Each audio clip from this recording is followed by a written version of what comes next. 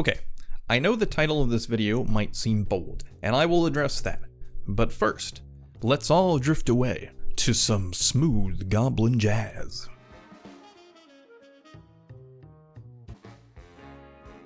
Welcome to the Undermine, the home of the goblins, the den of all things crime related. This is the latest major content release in World of Warcraft, and it is absolutely fantastic. This is easily one of the coolest zones Blizzard have ever made. The music, the atmosphere, so many wonderful little details, like when you look up the fake metal clouds, fantastic. And so much content, and that content is great. The vibes in this place are immaculate.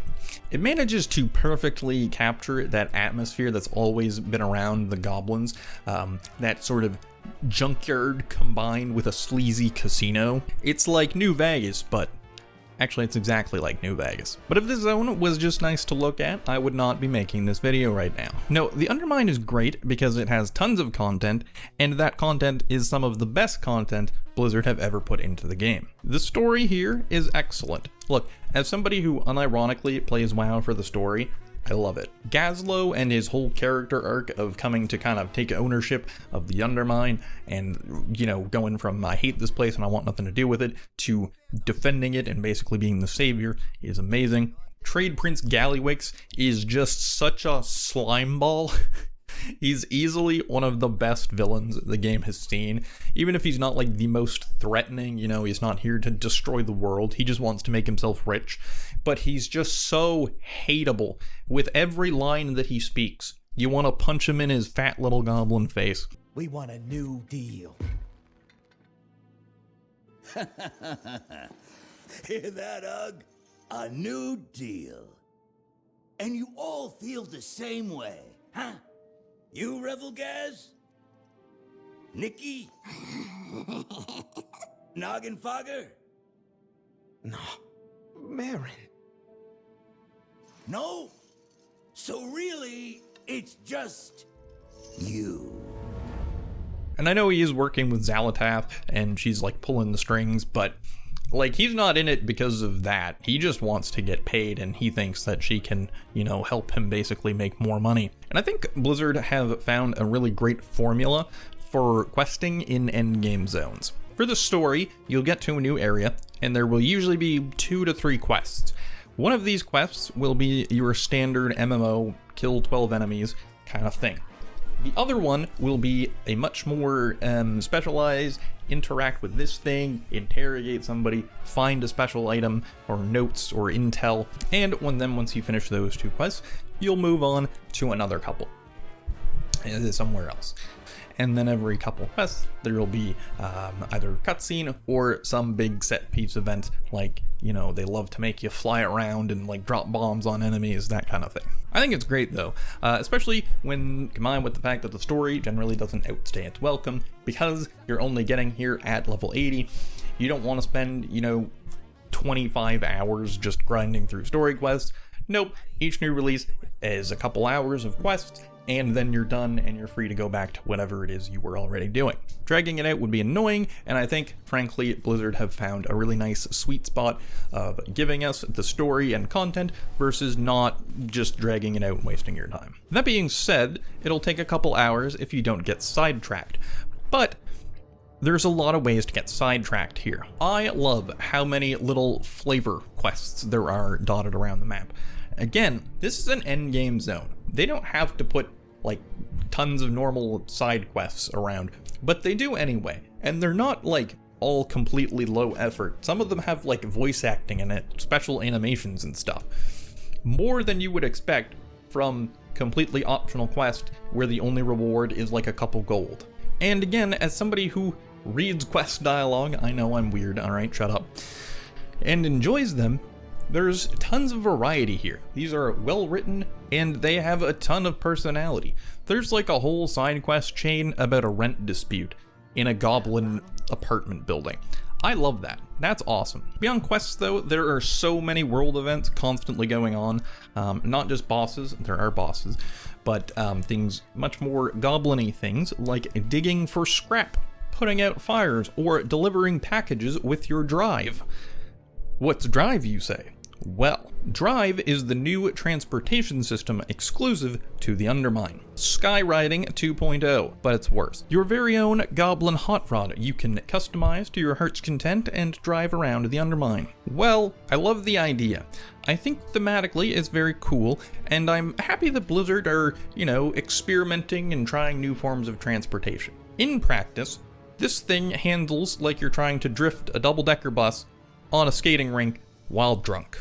It's too fast to take corners without drifting, but this isn't, lovely, satisfying Mario Kart drifting. You're just kind of, going all over the place. And the way they force you to do this is that you can't fly in the Undermine, which again, I do like them experimenting, but the system is not that fun, so just let me fly, please. Anyway, back to good. 2 new delves, the Side Street Sluice and Excavation Site 9. Both of these are cool, have several different kind of permutations of objectives and stuff, and they're fun.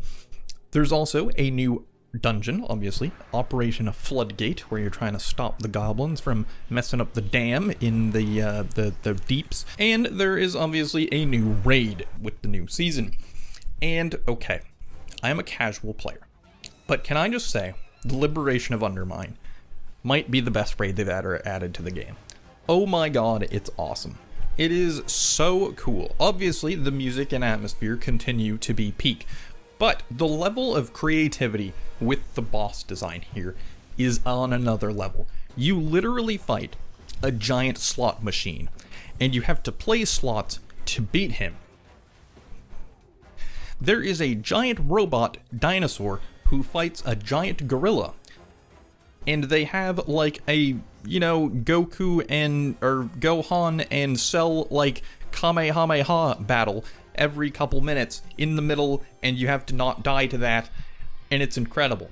They brought back the jump pad kind of thing from Queen, what's her name? Gallywix is like an 8-phase fight that takes you, you gotta be moving all around the arena, dodging stuff, avoiding other stuff, trying not to get blown up by missiles. It is so much fun. Oh my god. I love how interactive raids are nowadays.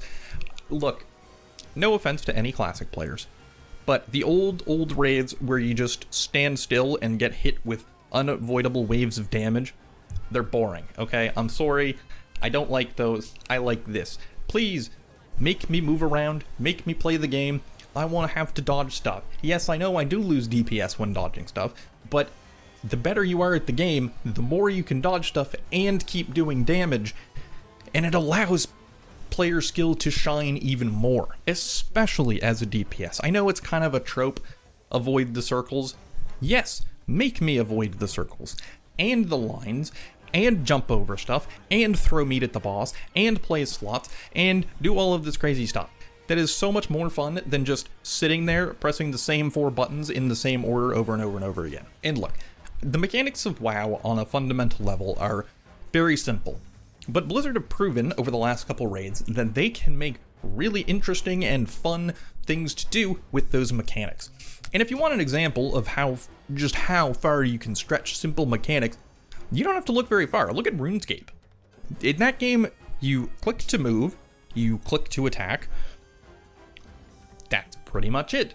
But through creativity and a deep understanding of their own game mechanics, they come up with encounters like the Theater of Blood and the Colosseum, which are insane. And look, okay, maybe it's, some kind of social faux pas to mention RuneScape in a Warcraft video, but I don't care. These last couple raids have proven that it is possible for them to make encounters of that level of fun and intensity. So please, Blizzard, keep it up. You've been knocking it out of the park since The War Within came out. Keep going. I'm sorry, I didn't mean for this video to turn into a rant on raid design, but I feel very passionate about it because I think raids are one of the coolest and most unique parts of Warcraft, and when done well, they're super fun. I'm like excited every week when the raids reset because I get to do it again and get loot. Cartels. We all love cartels. My favorite is the Jalisco New Generation. Comment your favorite cartel in the comment section below. I'm kidding, obviously. The Undermine has 4 cartels who are competing against each other, but kind of working together. Every week, you get to sign a contract with one of these cartels, and then you will get cool rewards and special world quests around for helping them out. And I mean, yeah, it is basically the Severed Threads from Ashkahet, but it feels more thematically appropriate here. I like it. There are also some pretty big changes to some of the classes. Pretty much every class has gotten at least a few tweaks here or there. Some pretty big overhauls, some less so, and they've made the Fire Mage my beloved S tier, which is very cool. So is this the best update in Warcraft history? Maybe. Look, the title is probably a little bit hyperbolic. Is it actually the best? I don't know. There's been hundreds of major updates over 2+ decades of the game's history. Is it the single best one ever? I don't know. But I can confidently state it is easily one of the best ones ever, and I think you'd have to make some pretty compelling arguments to convince me that there is a better one.